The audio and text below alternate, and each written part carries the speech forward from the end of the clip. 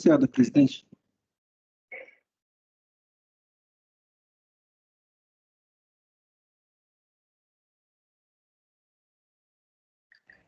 Retomando, então, os julgamentos dos processos de hoje, dia 27 de maio, período da tarde, próximo item da pauta tem um pedido de sustentação oral, o 381, processo final 2006-77 da Dia Brasil Sociedade Limitada, de relatoria do conselheiro Pedro Lima. Para a sustentação, a doutora Mariana Marcato de Abreu. Por favor, apoio, convoque a patrona. Ok, presidente, farei a convocação agora.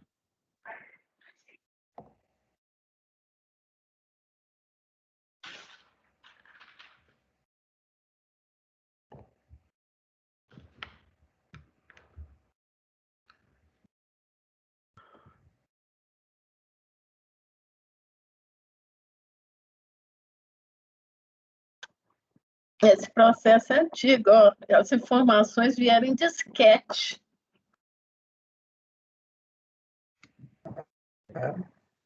Ele é de 2006.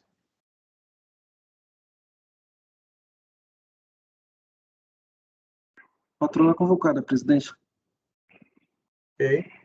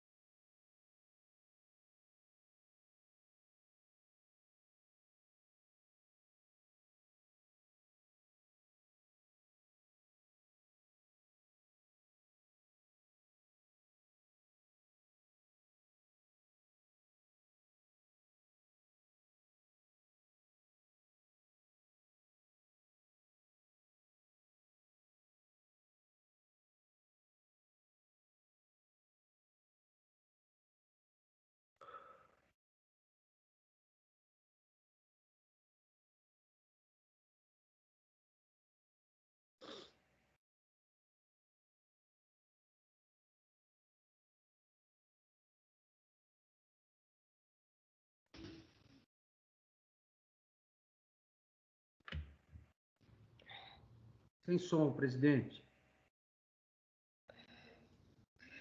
Boa tarde, doutora Mariana. Boa tarde, conseguem me escutar? Sim. Ah, perfeito. Me perdoem, eu tive alguma dificuldade com a conexão nesta vez. Ok.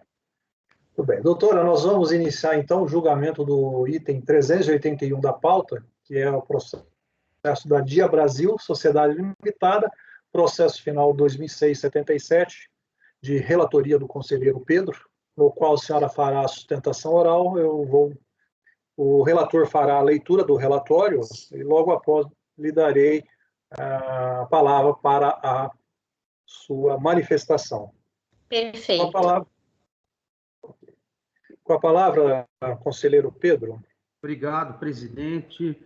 Boa tarde, doutora, bem-vinda. Eu vou pedir um favor. Eu vou acelerar um pouco aqui no relatório, que esse caso é bem complicado. Teve muitas nuances no trâmite, né? Diligências. E qualquer fato que eu não mencionar, por favor, a doutora menciona na sustentação, tá bom? Como eu já cheguei a conversar rapidamente com os conselheiros aqui sobre o caso, né? Ele tem um trâmite, agora um pouco antes da sessão, ele tem um trâmite complicado porque o contribuinte desistiu de parte de valores, né, do recurso voluntário, aí teve que sair em despacho para apurar isso. Depois do despacho, não ficou claro quais matérias restaram em litígio, então a turma baixou em diligência para ver isso também. E tiveram diversas outras diligências, acho que mais umas 3. Eu vou entrar no conteúdo dessas diligências já, né? O que trata o caso aqui? A gente está julgando auto de infração de PIS e COFINS cumulativo, tá?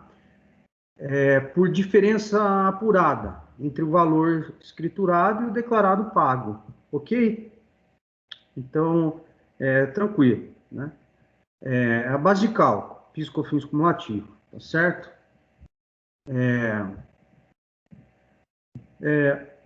Aí, com essa apuração, a fiscalização, né, obviamente viu que tinham valores não recolhidos, não declarados, omissões de receitas na base de cálculo e autuou, ok? O contribuinte apresentou impugnação, o DRJ julgou, provimento parcial, né? Deu provimento para uma duplicidade lá somente, né? Uma questão de cálculo, uma questão de cálculo, né?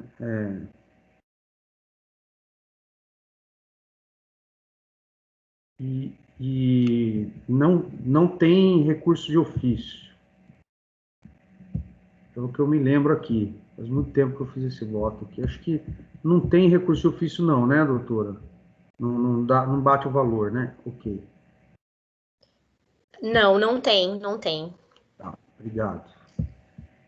Bom, continuando, já eu vou entrar nas matérias aqui. Só vou pedir um pouquinho mais de paciência, vamos lá.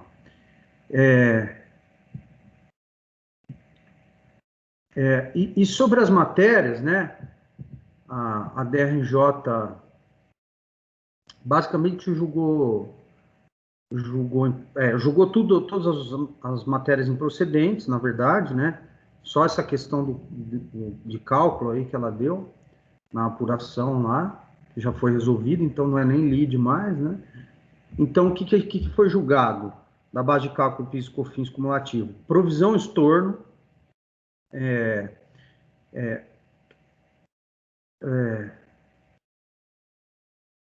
débitos que o contribuinte não havia adimplido, porque ele havia alegado que tinha realizado compensações, tá? E valores de compra de mercadorias, incidência monofásica, duplicidades e basicamente acho que são esses os temas, mas daqui a pouco eu vou entrar agora, ó.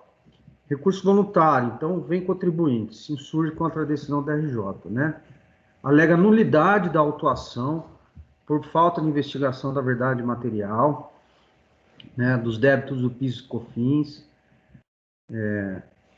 Ele alega assim: da análise do livro diário e dos balancetes referentes aos pedidos de análise, verifica que as bonificações concedidas em mercadorias caracterizam-se como descontos incondicionais, né? Agora lembrei, tem a questão da bonificação, né?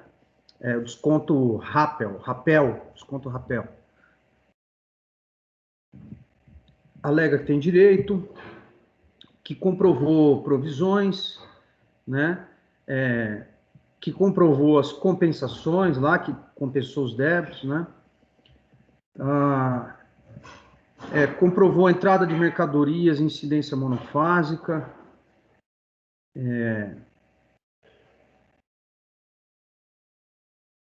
que os valores foram indevidamente incluídos na base de cálculo, né, das mercadorias na incidência monofásica, questão das bonificações novamente, basicamente é isso, né? Pede diligência também, junta documentos, e aí a turma baixou em diligência. Então, agora eu tô saindo aqui um pouco do meu do meu resumo pessoal e vou lá para o voto já, né? Eu grifei os pontos mais importantes para vocês verem aí.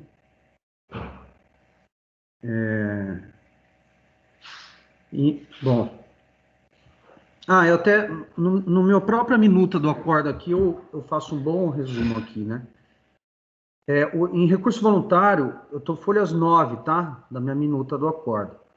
O recurso voluntário alegou a nulidade do lançamento por cesseamento de defesa, falta de investigação material, contra-argumentou cada débito de PIS/COFINS de forma discriminada, alegou que comprovou as provisões de impugnação, reconheceu que não juntou provas das compensações alegadas, mas entende que seu direito deve ser reconhecido mesmo assim, alega inclusão indevida na base de cálculo em razão da incidência monofásica, compra de mercadorias, saldo de créditos e bonificações e, por fim, solicita diligência. Aí, em folhas 2.650, a contribuinte juntou uma manifestação, né, em diligência. Em folhas 2.660, o relatório fiscal sobre a diligência, com cópias de decisões e andamentos judiciais, né, que estariam atrelados à questão das compensações. E em folhas 2.712, o pedido parcial de desistência do recurso. Em folhas 2.718 seguintes, o despacho de desistência e as providências consequentes, né?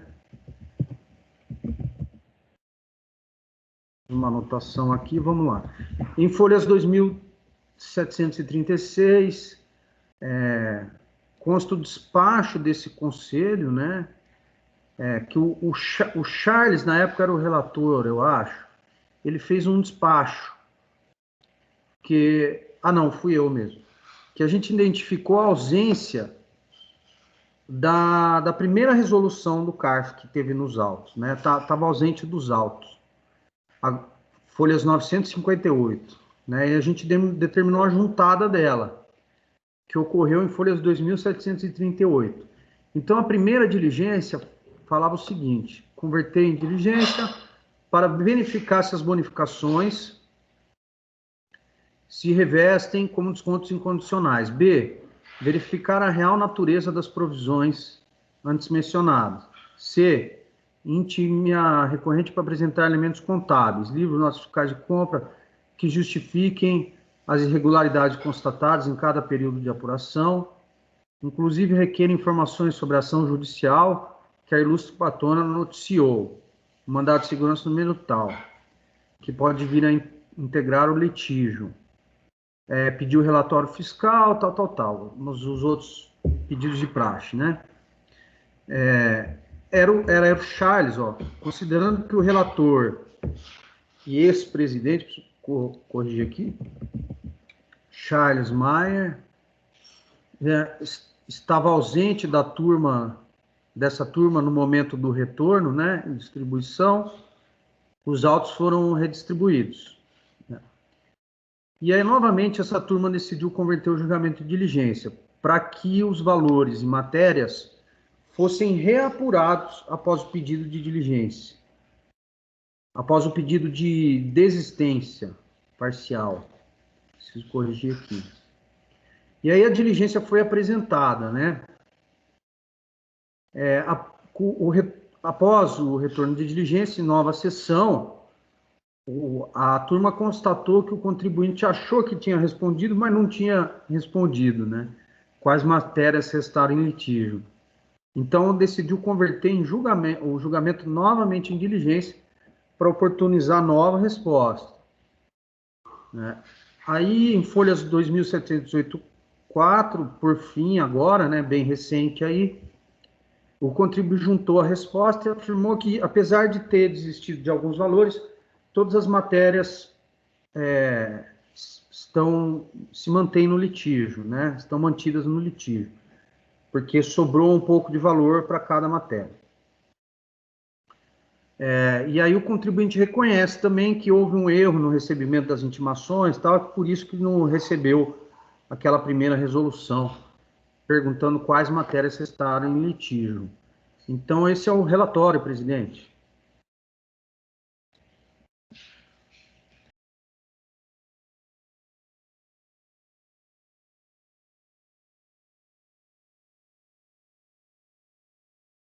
Obrigado.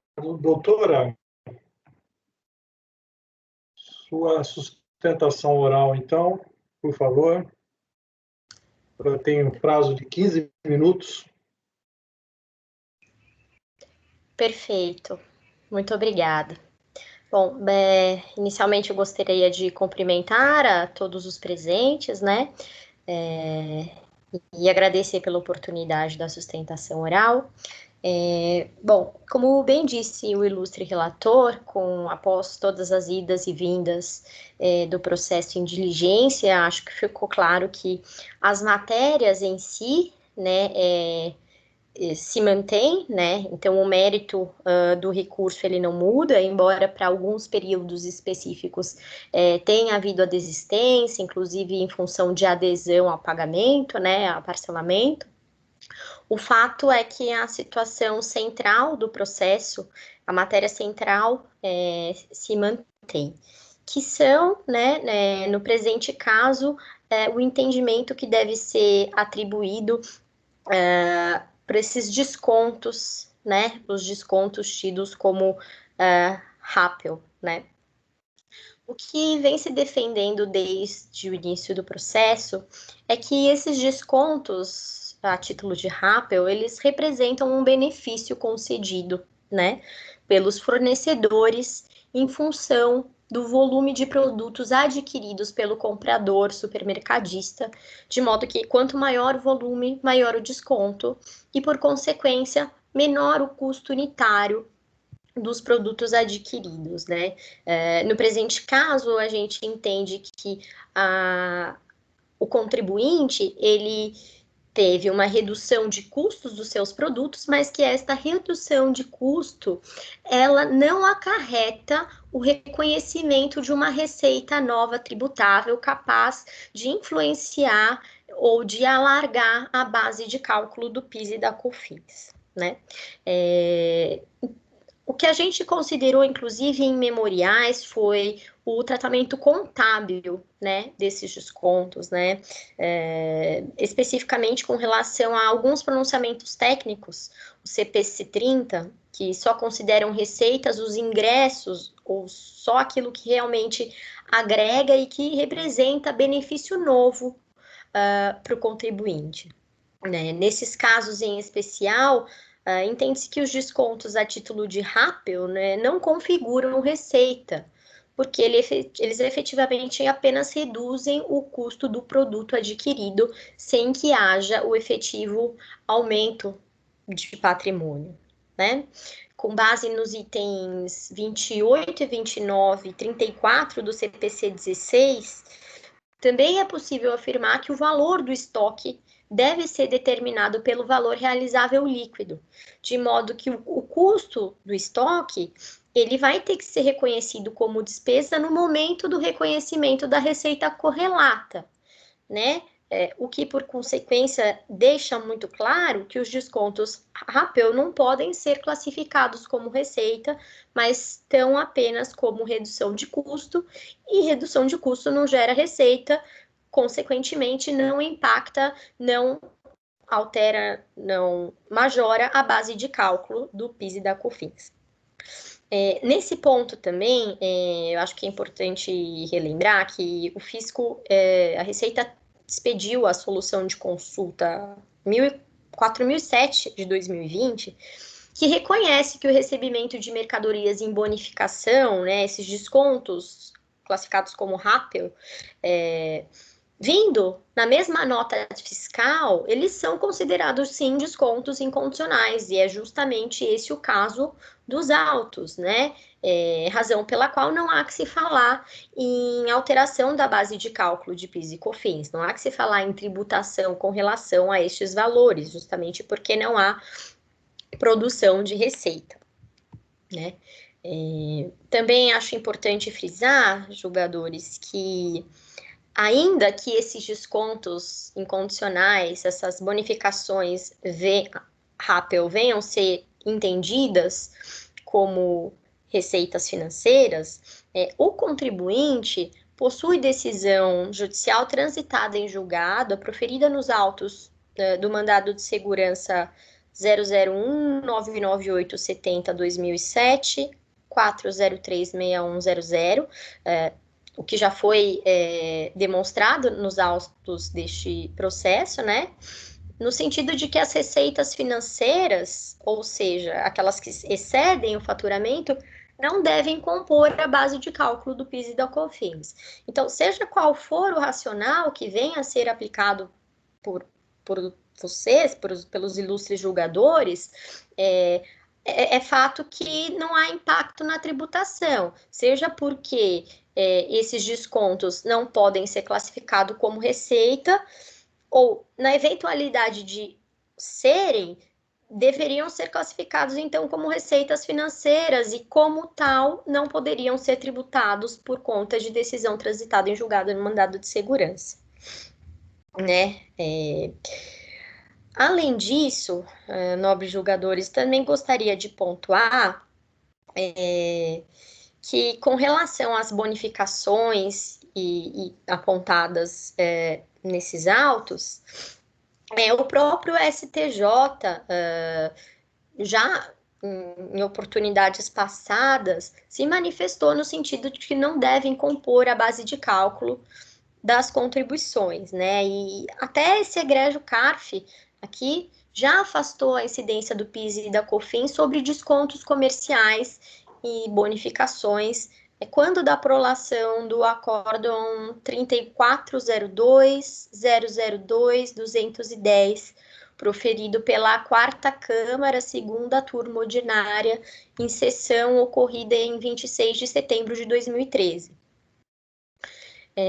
Assim, com base nesse racional aqui exposto, né, entende-se que esses descontos a título de rápio e demais bonificações não representam receitas tributáveis para fins de PIS e COFINS e, portanto, não devem compor a base de cálculo dessas contribuições, e que, na eventualidade de serem entendidos como receita, deveriam ser classificados como receita financeira, que, da mesma forma, em função da decisão proferida no mandado de segurança, não é passível de tributação pelo PIS e da COFINS. Então, por essas razões é que a gente reitera todos os argumentos já expostos no recurso voluntário, esperando-se a sua integral procedência, o seu integral provimento, de forma a cancelar as cobranças objeto do auto de infração. É o que eu tinha. Muito obrigada. Ok, obrigado, doutora. Houve uma pequena falha, mais pouquíssimos segundos, mas não creio que não atrapalhou. Por favor, relator, com a palavra para o voto. Ok, obrigado, presidente. Eu vou iniciar o voto. Como o caso é complexo, eu prometo ser rápido, mas vou ter que passar pela minuta aqui, tá? Não vislumbrei nenhuma nulidade, né? Visto que, inclusive, a verdade material foi prestigiada, né? E o lançamento capitulou e fundamentou a autuação corretamente. Então, as preliminares não merecem provimento. Com relação a créditos advindo de compensações indevidas. Ao analisar a manifestação do contribuinte após a mencionada resolução deste Conselho, verifica-se que sua defesa reforçou os seguintes créditos, advindos das seguintes compensações indevidas. Trago a tabela aí para vocês. Compensação, crédito de IRRF 2000, 2001, 2002, compensações, crédito COFINS, por aí vai, né? O contribuinte entende que a discussão remanesceu sobre os débitos apontados nos 2 quadros acima, oportunidade em que alegou ter compensado tais débitos e, por isso, não deveriam ter sido incluídos na base de cálculo de PIS e COFINS, né? Mas não há força probatória nos documentos e alegações do contribuinte. Ao contrário, o próprio contribuinte afirma não ter prova das mencionadas compensações, um trecho do seu recurso voluntário, de folhas 8, 7 e 9, conforme exposto a seguir. Transcrevendo, assim, não obstante não ter apresentado a declaração de compensação, a verdade é que o direito ao crédito utilizado nessa compensação era incontroverso, de forma que a extinção do crédito tributário não poderia deixar de ser reconhecida em função de simples descumprimento de dever acessório. E aí eu continuo. A comprovação do valor pago por meio de juntada de DARF não é suficiente para comprovar o crédito, porque o pagamento dos valores não os torna um pagamento indevidos por si só. Se o contribuinte afirma que o pagamento adquire a condição de indevido por já ter sido extinto por meio de compensação anterior, o contribuinte precisa comprovar essa compensação anterior, né? Então, não é possível buscar a verdade material quando não há materialidade. Não há nos autos nenhuma declaração de compensação, nenhuma prova, ou sequer indícios de que essas compensações realmente ocorreram. Logo, a regra geral a ser aplicada é a descrita na decisão de primeira instância, que diz que o contribuinte teria que fazer a decomp, né? Em virtude da atividade vinculada à legislação, fica clara a dificuldade deste Conselho em reconhecer tal alegação e retirar do lançamento tais inclusões na base de cálculo do PIS e COFINS. Então, para reforçar essa linha de entendimento, verifica-se nos autos existência de algumas decisões judiciais próprias ao contribuinte que trataram desses direitos relativos às suas supostas compensações, né? Folhas 2.676 e seguintes. E o TRF3, por exemplo, sequer reconheceu o direito do contribuinte a uma dessas compensações. Tá, então, voto para negar provimento nesse tópico.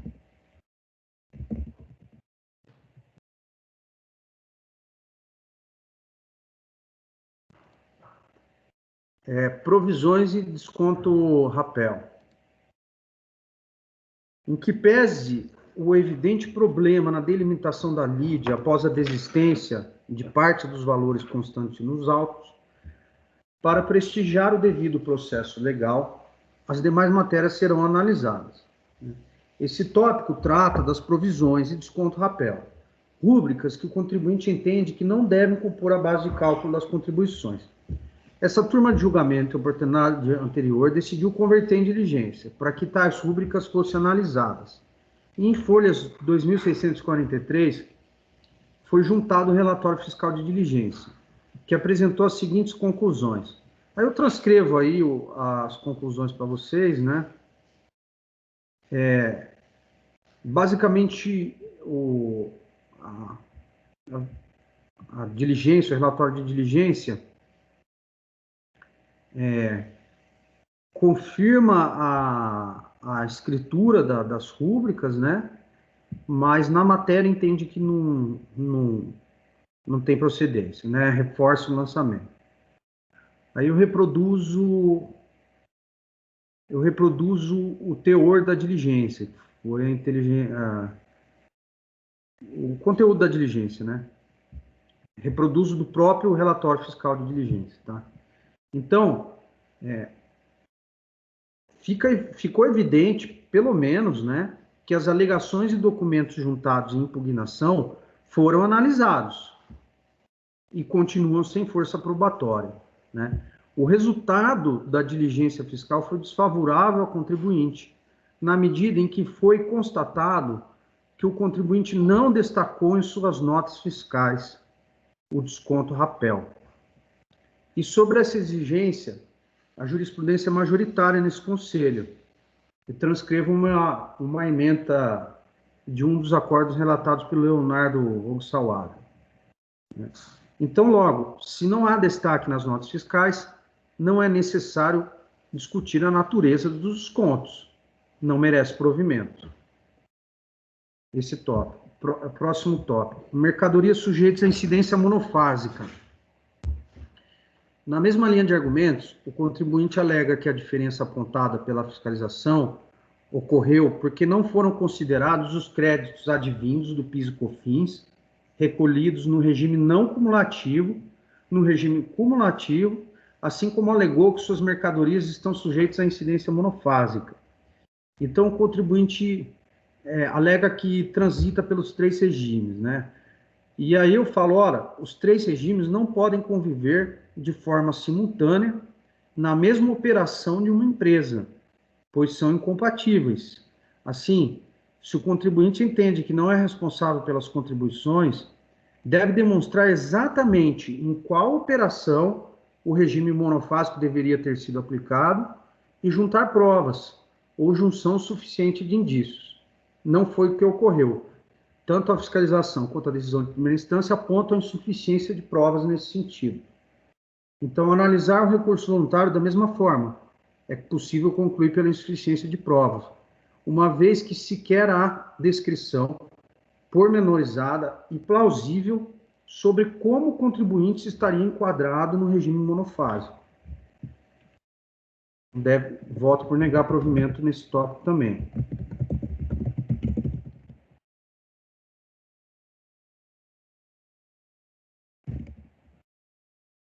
E, por fim, créditos aproveitados na sistemática de PIS e COFINS não cumulativo. O contribuinte ele alegou que possui créditos de PIS e COFINS não cumulativo e que esses créditos não foram considerados na apuração, o que justificaria algumas das diferenças dos valores, né? E dentro dessa matéria, o contribuinte encaixou esses supostos créditos em diferentes situações. Determinou essas situações de créditos PIS e COFINS não cumulativo da seguinte forma: PIS a recuperar na compra de mercadorias e aproveitamento dos meses anteriores. Contudo, a fiscalização apontou que, para alguns dos valores apontados dentro dessa matéria, o regime cumulativo sequer existia no plano legislativo na época. Ou seja, as leis 10.2837 e 10.833 ainda não haviam sido criadas. Para os demais valores, a fiscalização continua com a razão, pois o contribuinte aponta que efetuou os recolhimentos e junta os DARFs, mas não comprova, não descreve a origem desses supostos créditos advindos do PIS e COFINS não cumulativo, né?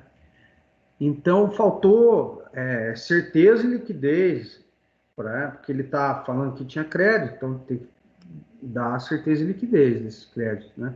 Então, de uma forma geral, conselheiros, patrona e presidente, apesar de existir uma eloquência muito respeitosa no recurso voluntário, né? Os argumentos serem muito bons, faltou cruzar essas provas com os pontos alegados, né?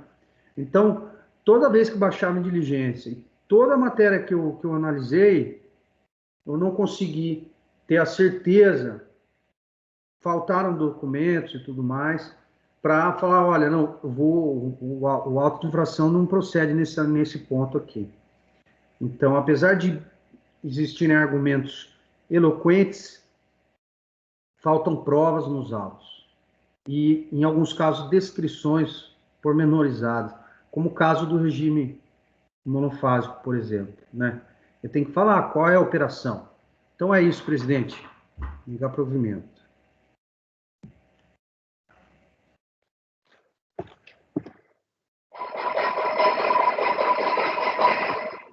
Ok.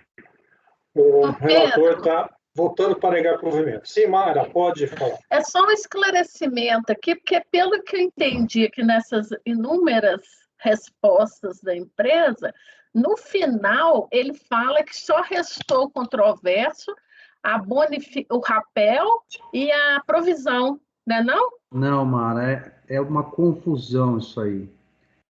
Na última manifestação, a gente baixou a diligência de novo. Ah, Ele falou que restou todas as matérias. Eu transcrevo aí no meu voto. eu vi, então depois ele se manifestou falando que era tudo, né? Mas é uma confusão. Eu vou até falar para você, Mara. A última vez que foi após a desistência do recurso voluntário, Aham, eu só estava julgando a questão das compensações. entendi. Porque o contribuinte fez uma manifestação falando, olha, sobrou só as compensações. Aí a turma falou, não, calma aí, vamos ver direito isso aí, vamos baixar de novo. E o próprio contribuinte fez uma confusão danada com isso daí. Tá. É porque eu vi que ele apresentou um quadro aqui falando, no final, uma petição aqui, né? Com um quadro com o que ele entende que restou, né? Mas lê ela inteira. Tá. Lê E outra coisa aqui também, Pedro, é que ele fala que esse rapel aqui, na verdade, a empresa tem esse desconto depois, né? Que sai a fatura, aí quando ele vai pagar, que ele tem desconto, ou seja, a fatura sai com preço cheio e na hora que ele vai pagar, que ele tem desconto. Perfeito. Mara, se tivesse destacado na nota fiscal... Não está na nota fiscal. Daria. Se tivesse destacado... Isso. Eu acho que todos dariam aqui. Mas não, porque... falta prova. Então tá. Não, só isso que eu queria esclarecer. É uma bagunça. Eu acho que tem uma obra na casa de alguém. Quem está com obra aí? Deve ser no Elcio. Está na sua casa essa obra, Elcio? Desculpa, esqueci ligado aqui o microfone. É aqui do lado. Boa destaque. Nessa questão aí, como já posicionou o Márcio trouxe aí o dispositivo legal no grupo, são dois requisitos, né, para ter a característica de um desconto incondicional, o destaque e não sujeito a um evento posterior. Jurisprudência da casa. Exato. Pois bem, prontos para iniciar a votação? Então vamos lá. Conselheiro Elcio. Com o relator. Mara. Com o relator. Leonardo. Acompanho. Arnaldo. Eu acompanho também. Laércio. Acompanho. Márcio. Com o relator. Eu também com o relator. Então, por unanimidade de votos, negou-se provimento ao recurso voluntário. Esse foi o item 381 da pauta, da Dia Brasil Sociedade Limitada, processo final 2006-77. Agradeço a participação, doutora Mariana. Tenha uma boa tarde. Obrigado, doutor.